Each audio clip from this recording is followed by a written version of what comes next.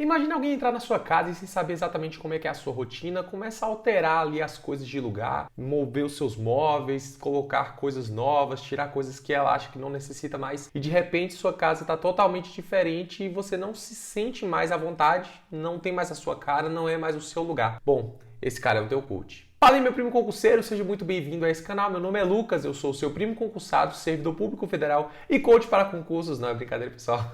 Para tudo que é aspecto na nossa vida, a gente tem aí pessoas que hoje tentam nos convencer de que elas são necessárias para nos cantar o caminho das pedras, para nos conduzir aí em direção ao nosso objetivo, àquilo que a gente precisa, que a gente quer fazer. No mundo dos concursos, porém, existem algumas ressalvas que precisam ser feitas. Não é que eu acho que coach é totalmente dispensável em todo caso, que nunca vai valer a pena para você, não é esse o ponto aqui. Mas eu acho que você precisa sempre estar muito bem consciente de todo o seu processo de estudo. Veja só, quando você está estudando matemática, por exemplo, que você faz o uso da calculadora, se você não tiver uma base muito boa ali na matemática, as coisas vão acontecendo meio que de forma mágica, ela vai te dar ali o resultado das operações que você precisa e no final das contas você não sabe exatamente o que está acontecendo ali, você não sabe fazer por você mesmo, sozinho aquela conta. No momento que você não tiver a calculadora junto com você, você não vai saber como prosseguir. É exatamente assim com o coach. Existem dois tipos de mentoria, aquela que vai te dar tudo mastigado, o seu cronograma de estudo, quantas questões você vai fazer por dia, a forma como você vai fazer essas questões, como que serão suas revisões, o que você vai estudar, qual assunto, por quanto tempo. Tudo isso o coach vai te dar muito mastigado, você não vai ter que pensar nesse seu processo de estudo. Isso pode parecer de alguma forma vantajoso, mas eu acho que traz mais malefícios do que benefícios. Inclusive essa mais cara. Existe outra forma de mentoria que vai te dar o conhecimento necessário para que você elabore a sua rotina de estudos, para que você se organize da melhor forma que funciona para você. Essa você encontra de graça, especialmente no YouTube, com diversos canais. Esse aqui é um deles. Então eu já quero te pedir para que você se inscreva aí embaixo e se junte a essa família aqui de concurseiros que está crescendo aí cada vez mais no YouTube. Pessoal, eu defendo muito que não existe uma metodologia certeira que serve para todo concurseiro, sempre que você aplicar vai dar certo. Cada cabeça é um mundo, então aquilo que funciona para você às vezes não funciona para mim, o que funciona para mim pode não funcionar para você. Existem sim algumas técnicas que tendem a funcionar melhor para uma grande massa, só que nenhuma regra é absoluta. Uma coisa, por exemplo, que todo especialista em concursos fala é que estudar por PDF é muito melhor do que estudar por videoaula. E eu até entendo o porquê. Muitas coisas, inclusive, são ali,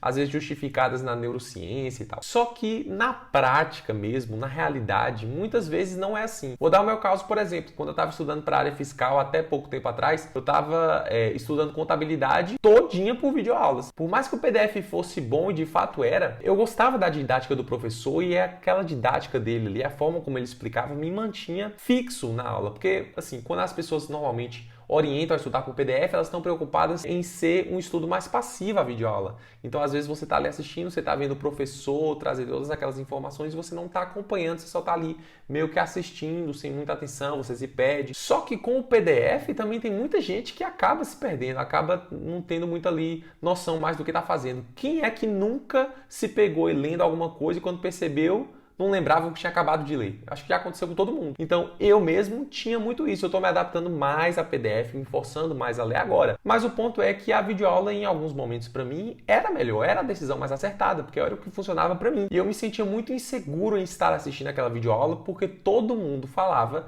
que PDF era mais proveitoso, que a videoaula era perda de tempo, que eu estaria gastando mais tempo para aprender a mesma coisa.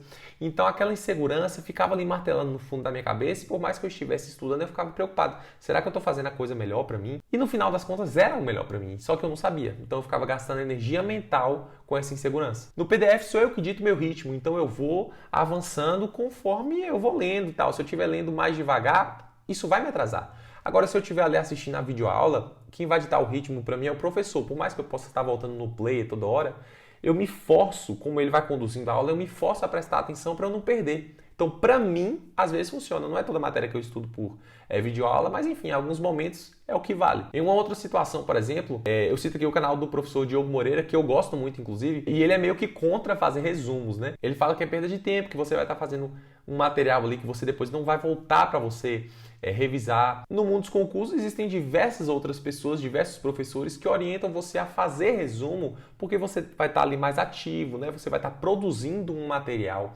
para você. Então, de certa forma, você vai interagindo mais com o conteúdo, usando mais sentidos para gravar aquela informação e que não é nem tão importante você voltar nele depois, mas o fato de você produzir. Então, você vê que você tem justificativa para os dois lados. Agora, como é que você vai decidir o que fazer?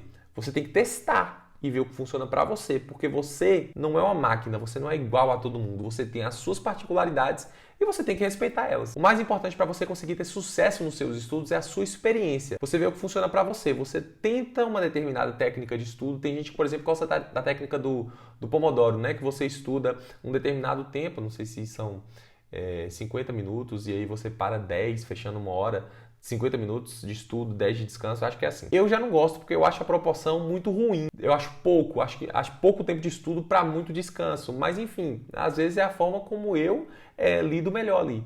Às vezes você pode ter uma concentração pior se você prolongar o seu tempo de estudo e essa técnica fica melhor para você. Enfim, tá vendo como a coisa é mais complicada do que seguir uma regrinha? No final das contas, pessoal, coach é caro.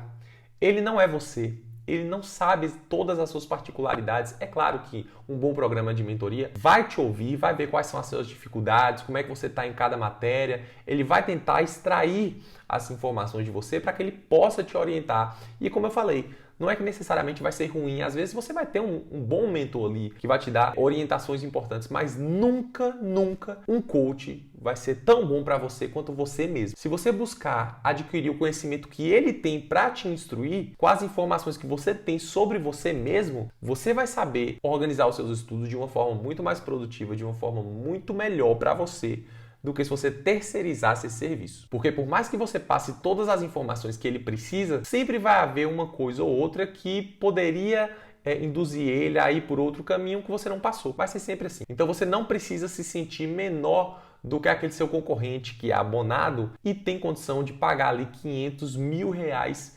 mensais numa mentoria. Você não necessariamente está pior do que eles. Às vezes o cara só está gourmetizando o processo de estudo dele e não está tendo nenhuma vantagem real em cima de você. Acredite em você, no que você está fazendo.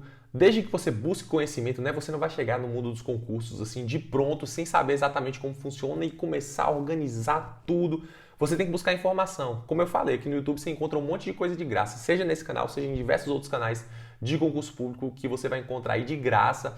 Então busca essas informações e monta aquilo que vai ser melhor para você. Inclusive eu quero recomendar aqui no card, está aparecendo aí para você, um vídeo onde eu mostro como montar um ciclo de estudos. Eu acho que é a melhor forma, funciona bem pra mim, acho que pra maioria das pessoas, então se você tiver interesse, dá uma olhada aí no final desse vídeo. Se você gostou desse conteúdo, deixa o seu like aí embaixo. Me conta aí nos comentários como é que você organiza os seus estudos, às vezes você pode ajudar algum outro colega concurseiro que vai ter acesso aí à seção dos comentários. Então vamos bater um papo legal e a gente se encontra no próximo vídeo. Até mais!